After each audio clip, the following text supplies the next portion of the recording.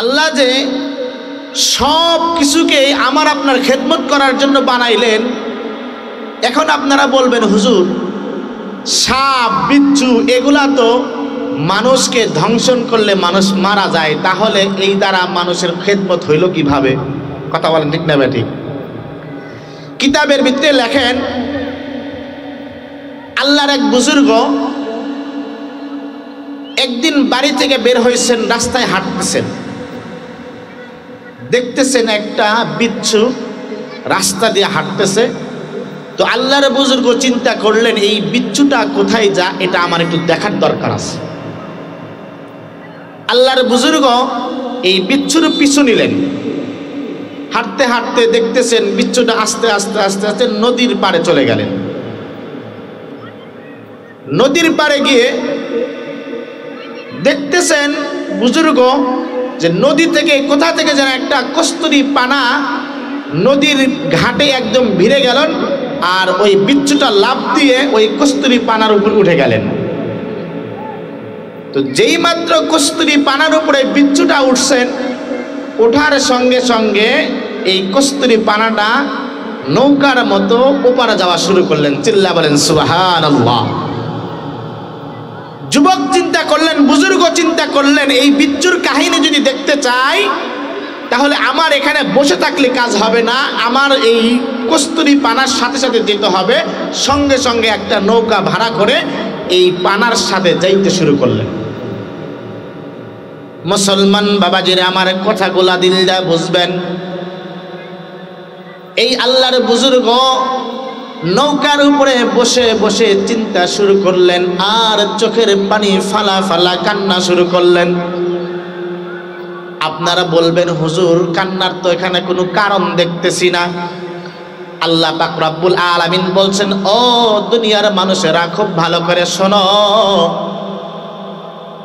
তোমরা আমি আল্লাহকে নিয়ে গবেষণা করার দরকার নাই, আমি আল্লাহকে নিয়ে গবেষণা দরকার নাই। তোমরা গবেষণা করবা আমার সৃষ্টিকে নিয়ে, আমার মাখলুককে নিয়ে। এই বুজুর্গ চিন্তা করতেছেন আজকে যদি এই বিচ্ছুটা নৌকার উপরে উঠতো তাহলে আমি হয়তো কেউ তাকে মারতো। কথা বলেন ঠিক না ঠিক? আমি যেমন নৌকায় উঠলাম, এই বিচ্ছুর জন্য আল্লাহ এই কস্তুরী পানাকে তার জন্য নৌকা বানিয়ে দিয়েছেন। সুবহানাল্লাহ জোরে বলেন। মুসলমান ভাইরা রে আমার কথাগুলা দিল দিয়ে বুঝবেন। এবার আস্তে আস্তে ওই কস্তুরী পানাটা নদীর ওই পারে চলে গেলেন। সঙ্গে সঙ্গে এই বিচ্ছুটা লাফ দিয়ে নেমে শুকনা দিয়ে আবার হাঁটা শুরু করলেন। হাঁটতে হাঁটতে হাঁটতে হাঁটতে যাই দেখতেছেন এক নওজোয়ান যুবক, আল্লাহওয়ালা বুজুর্গ এক যুবক, রাখাল ছেলে, মাঠের মধ্যে ছাগল চড়াইতেছিল। ছাগল চড়াইতে চড়াইতে ক্লান্ত হয়ে একটা গাছের নিচে বিশ্রাম করার জন্য শুয়ে আছে। বিচ্ছুটা তার সামনে চলে গেল। যেই মাত্র বিচ্ছুটা সামনে চলে গেছে, এবার যুবক এই আল্লাহওয়ালা বুজুর্গ চিন্তা করলেন আল্লাহ পাক রব্বুল আলামিন ওই পার থেকে আমাকে এমনে আনে নাই এই বিচ্ছুটাকে মারার জন্য, আর এই যুবকটাকে বাঁচানোর জন্য আল্লাহ আমাকে এখানে নিয়ে আসছে। সুবহানাল্লাহ জোরে বলেন। এই কথা চিন্তা করে একটা ইট উঠাইছে, তাকে মারবে। মারবে আর কখন? তাকে দেখে আগে থেকে একটা বিষাক্ত সাপ এই যুবকটাকে কামড় দেওয়ার জন্য, সবল দেওয়ার জন্য ফেনা পেতে বসে রয়েছে। যেই মাত্র ফেনা উঠায় বসছে, এই বিচ্ছু আর দেরি করে নাই। হায়াতুল হায়ওয়ান কিতাবের ভিতরে হায়াতুল হায়ওয়ানের লেখক বলেন এই বিচ্ছুটা আর দেরি না করে সঙ্গে সঙ্গে সাপকে একটা সবল মেরে দিয়েছেন, কামড় দিয়েছেন। সঙ্গে সঙ্গে সাপটা প্যারালাইসিসের রোগী হয়ে যায়। সুবহানাল্লাহ যারা বলেন। তার মানে বোঝা গেল আল্লাহ পাক রব্বুল আলামিন এই বিচ্ছুটাকেও মানুষের খেদমত করাইছে। কথা কোন ঠিক না ঠিক? আরেকটু জোরে বলেন না ঠিক না ঠিক? এই বিচ্ছুটাকে দিয়েও আল্লাহ মানুষের খেদমত করাইছেন। এই সাপ যে আমাদের ধ্বংসন করে, আমাদেরকে কামড় দেয়, বৈজ্ঞানিক বলেন, ডাক্তার সায়েন্সে বলেন, এই সাপের বিষ দিয়ে কেমোথেরাপি বানানো হয়। মানুষের যে ক্যান্সার হয়, এই ক্যান্সারে কেমোথেরাপি বানায় কি দিয়া? সাপের বিষ দ্বারা।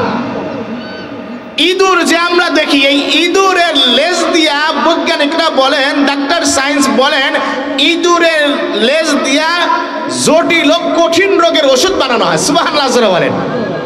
তার মানে আমি এই আলোচনা দ্বারা এতটুকু বুঝাইলাম যে আল্লাহ পাক রব্বুল আলামিন এই দুনিয়াতে যা কিছু দেখি বা না দেখি সব মাখলুকরে বানাইছে আল্লাহ পাক রব্বুল আলামিন মানুষের খেদমত করার জন্য। চিল্লা বলেন ঠিক কিনা? আর মানুষকে আল্লাহ পাক রব্বুল আলামিন বানাইছেন একমাত্র তার ইবাদত বندگی করার জন্য। আল্লাহ পাক রব্বুল আলামিন মানুষ মারা গেলে মানুষকে দুই ভাগে বিভক্ত করবেন, এক ভাগ জান্নাতে যাবে আর এক ভাগ জাহান্নামে চলে যাবে। আমরা কি জান্নাতে যেতে চাই? কথা বলেন সবাই, কথা বলেন। জান্নাতে যেতে চাই আমরা? জান্নাতে যদি যাইতে চাই তাহলে আল্লাহর গোলামি করতে হবে। গোলামি, আল্লাহর গোলামি কাকে বলে? বাবা, নামাজ পড়ার নাম আল্লাহর গোলামি নয়। শুধু রমজান মাসের রোজা রাখার নাম আল্লাহর গোলামি নয়। হজ করার নামই আল্লাহর গোলামি নয়। তাহলে আল্লাহর গোলামি কাকে বলে? যেই সময় আল্লাহ পাক রব্বুল আলামিন নামাজ পড়তে বলা হয়েছে ওই সময় নামাজ পড়ার নাম আল্লাহর গোলামি করা। আসরের নামাজ পড়ে ফেলছেন, মাগরিবের আগ পর্যন্ত আর আপনার নামাজ পড়া যাবে না। কথা বলেন ঠিক না ব্যাঠিক?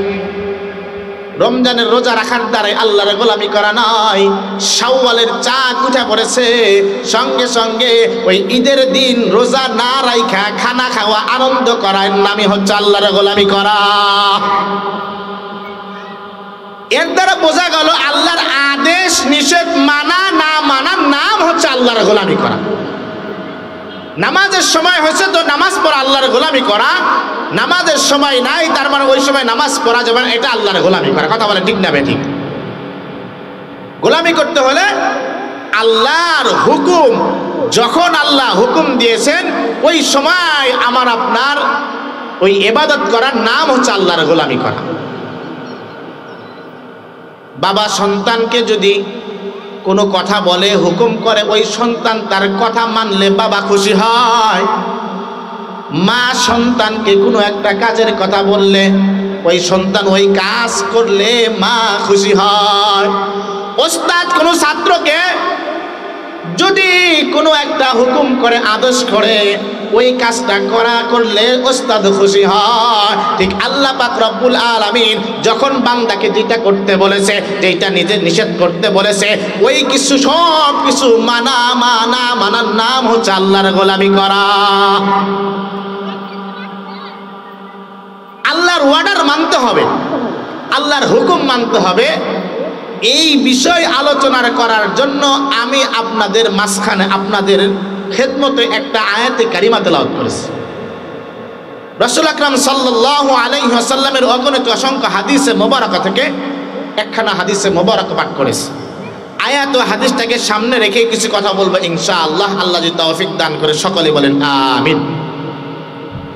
আমি আপনাদের মাঝখানে, আমি আপনাদের মাঝে যেই আয়াতে কারিমা তেলাওয়াত করেছি, এটা একটা সূরার নাম সূরাতুল নহল।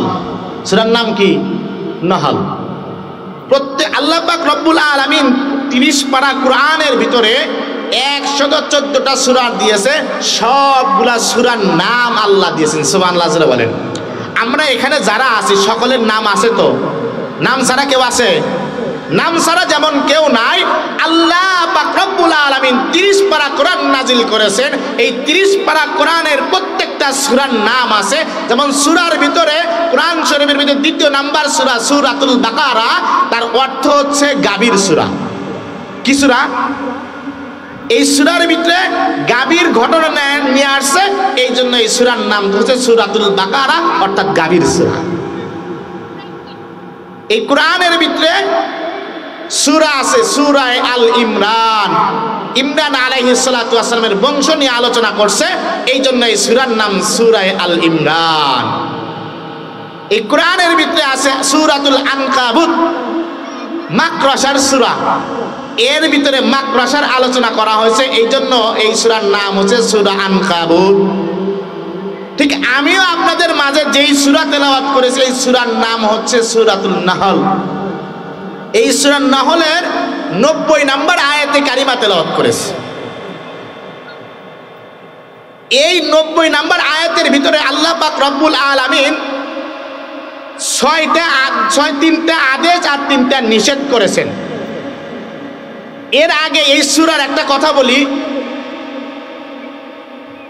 তাফসীরের ভিতরে আল্লামা সানাউল্লাহ পানিপতি রহমাতুল্লাহি আলাইহি বলেন যে এই আয়াতের এত দাম, এত ইজ্জত, যদি আল্লাহর পয়গম্বর পুরা 30 পারা কোরআন নাজিল না করে এই আয়াত নাজিল করতেন, এই একটা আয়াত যদি পয়গম্বরকে দিয়া উম্মতে মুহাম্মাদের মিশন এই একটা আয়াতের দ্বারাই কনফার্ম হয়ে যেত। সুবহানাল্লাহ বলেন।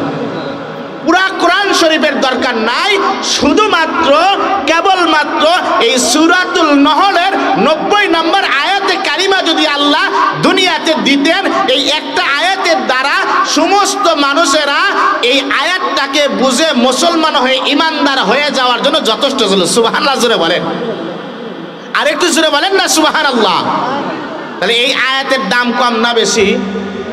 জোরে বলেন না, কম না বেশি? এমন একটা আয়াত আমি আপনাদের মাঝে আনছি। এই আয়াতের ভিতরে 3টা আদেশ করেছেন। 1 নম্বর আদেশ, আল্লাহ পাক রব্বুল আলামিন বলেন তোমরা ইনসাফ ওয়ালা হয়ে যাও। কি ওয়ালা হয়ে যাও? ইনসাফ ওয়ালা হয়ে যাও। আজকে বাংলার জমিনের মানুষের ভিতরে ইনসাফ আছে? আজকে মুসলমানেরা ইনসাফকে ছেড়ে দিয়েছে। ইনসাফ মতো কাজ না করার কারণে আজকের বাংলার মুসলমানেরা, শুধু বাংলার মুসলমানেরা, সারা বিশ্বের মুসলমানেরা এই ইনসাফ না ঠিক রাখার কারণে এই বাংলার পৃথিবীর মুসলমানেরা আজকে অপমানিত, অপদস্থ হচ্ছে। কথা বলে ঠিক না বেঠিক? সন্তান অপরাধ করলে বাবাই যায় মাফ চায় আসে, সন্তানের বিচার করে না। কথা কোন ঠিক না বেঠিক? কথা বলেন না কেন? আমি কি ভুল কথা বলতেছি? ইনসাফ নাই। কিন্তু পয়গম্বর কেমন ইনসাফ করেছেন? পয়গম্বর ইনসাফ শিখে গেছেন।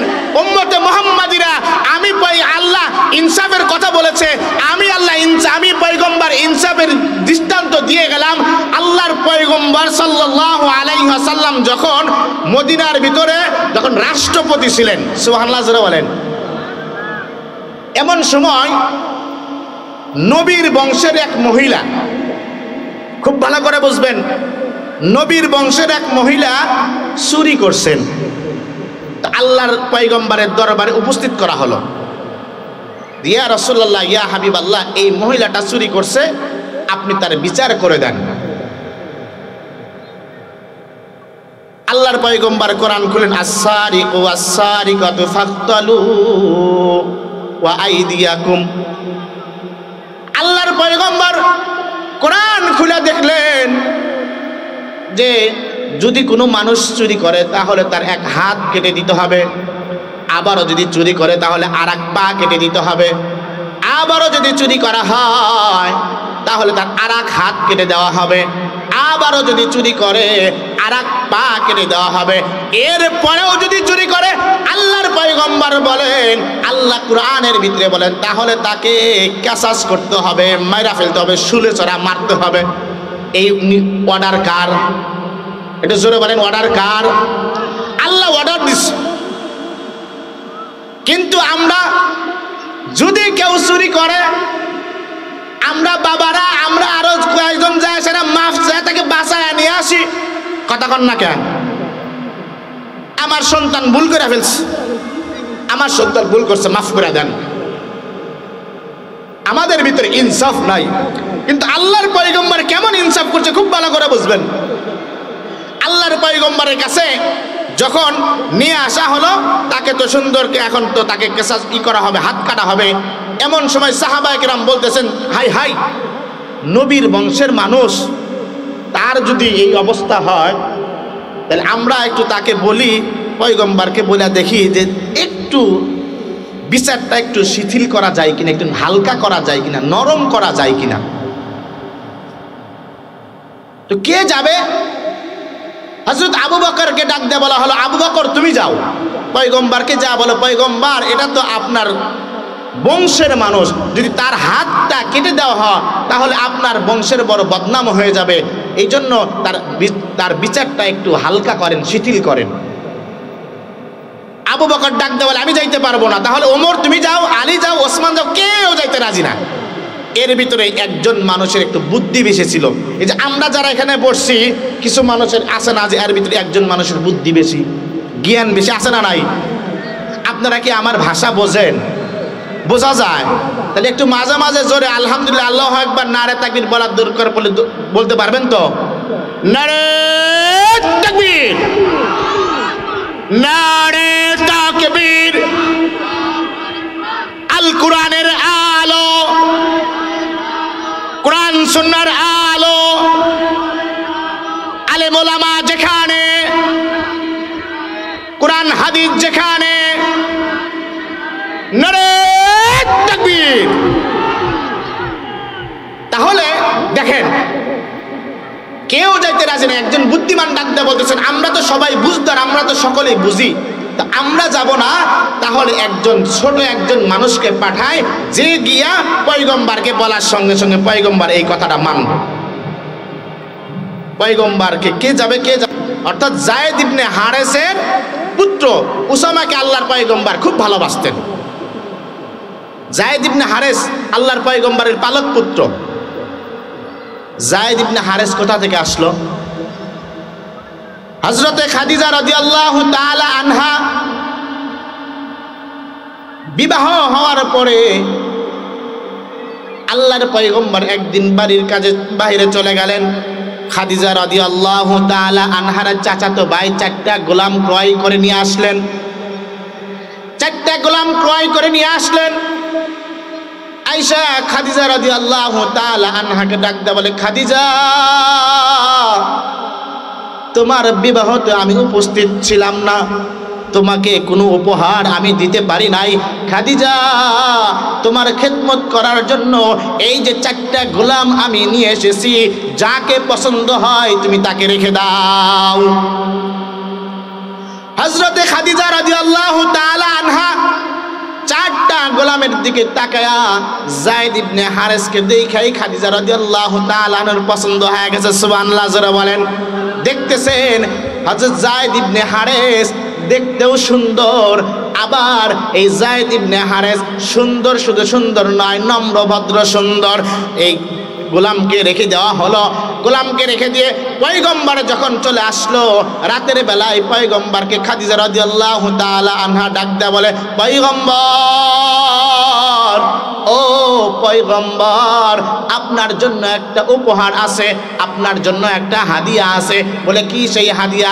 বলে এই যে গোলাম যায়েদ ইবনে হারেস, এই যায়েদ ইবনে হারেস আজকের থেকে আপনার যত জায়গায় যাবেন সব জায়গার সফর সঙ্গী হবে যায়েদ ইবনে হারেস। সুবহানাল্লাহ, জোরে বলেন। আমার চাচাতো ভাই আমাকে দিয়েছিল, আমি গোলাম দিয়ে কি করব? আমি আজকে থেকে এই যায়েদ ইবনে হারেসকে আপনাকে দিয়ে দিলাম। সুবহানাল্লাহ, জোরে বলেন। এই যায়েদ ইবনে হারেস আল্লাহর পয়গম্বরের ওই দিন থেকে সব জায়গায় সুখে দুঃখে সব জায়গার সফর সঙ্গী ছিলেন এই যায়েদ ইবনে হারেস। সুবহানাল্লাহ, জোরে বলেন। কঠিন কঠিন 2 দিনে, যেই বালা মুসিবতের 2 দিনে আল্লাহর পয়গম্বরের সাথে যায়েদ ছিলেন তায়েফের ময়দানে। এই যায়েদ ইবনে হারেস আল্লাহর পয়গম্বরের সাথে ছিলেন। সুবহানাল্লাহ, জোরে বলেন। মুসলমান বাবাজিরা খুব ভালো করে বুঝবেন, যায়েদ ইবনে হারেস রাদিয়াল্লাহু তাআলা আনহু আল্লাহর পয়গম্বর যখন তায়েফের ময়দানে তায়েফের মানুষদেরকে দাওয়াত দেওয়ার জন্য চলে গেলেন, তায়েফের কাফেরেরা আমার পয়গম্বরকে ইট দ্বারা নিক্ষেপ করা শুরু করলেন। যায়েদ ইবনে হারেস বর্ণনা করেন যে আল্লাহর পয়গম্বরকে যখন কাফের বেঈমানেরা এত পরিমাণ ইট নিক্ষেপ করা শুরু করছে, পয়গম্বরের গায়ে যখন পাথর লাগে, কাইটা ফিনকি দিয়ে রক্ত বের হয়, যায়েদ ডাক দেয় বলে, আমি কাফেরদেরকে ডাক দেয়া বলে, ও তায়েফের কাফেরেরা, আমার পয়গম্বরকে আর মাইরো না, আমি যায়েদকে তোমরা মারো। এই কঠিন দিনেও যায়েদ ইবনে হারেস তার সঙ্গী ছিলেন। এই যায়েদ ইবনে হারেসের পুত্র নাম হচ্ছে উসামা। সুবহানাল্লাহ বলেন। এই উসামা কে আল্লাহর পয়গম্বর খুব আদর করতেন, খুব মায়া মোহাব্বত করতেন।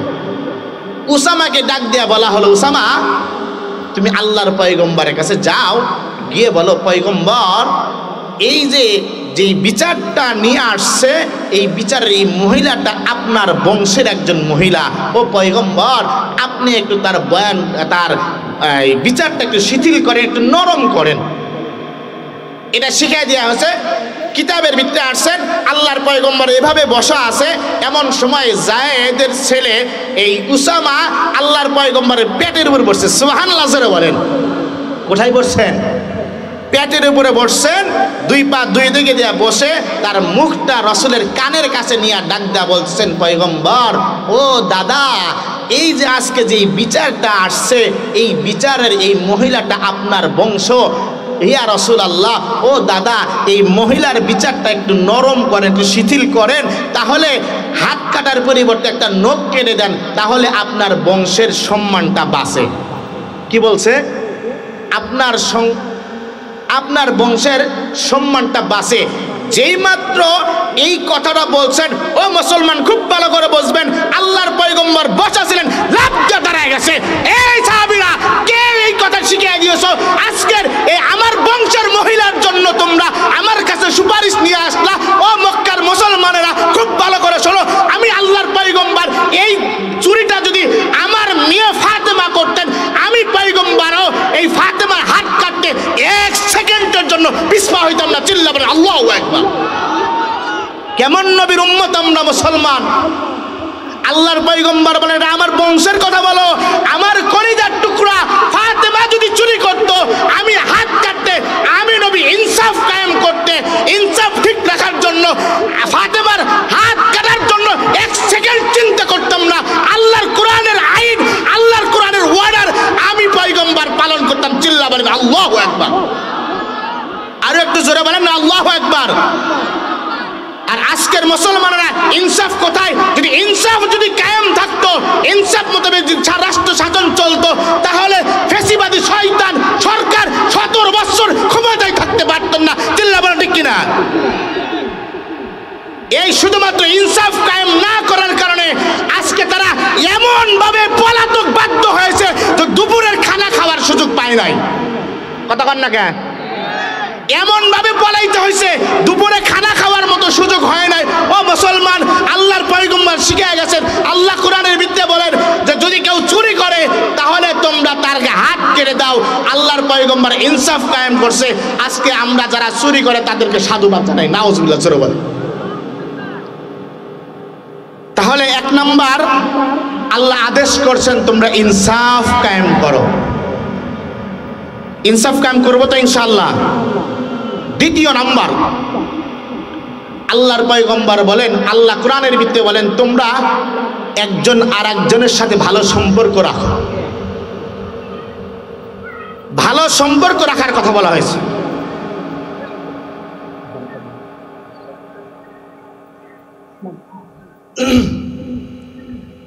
তাহলে একজন আর একজনের সাথে কি করতে হবে? দেখা হলে সালাম দিতে হবে, ভালোবাসা কৌশল বিনিময় করতে হবে। এটা হচ্ছে একজন আর একজনের সাথে ভালোবাসার সম্পর্ক। কথা বলেন ঠিক না? ঠিক। লম্বা কথা বলার সুযোগ হবে না, অল্প সময় আছে। আসলে ১-১.৫ ঘন্টা আলোচনা না করলে আলোচনা গোছানো যায় না, বুঝানো যায় না। তো ২ নাম্বার বলছে একজন আর একজনের সাথে ভালো সম্পর্ক করবা। একজন আর একজনের সাথে ভালো দেখা হলে সালাম দিবা, মুসাফা করবা, তাকে হাল হাকিকত জিজ্ঞাসা করবে। করবো তো ইনশাআল্লাহ।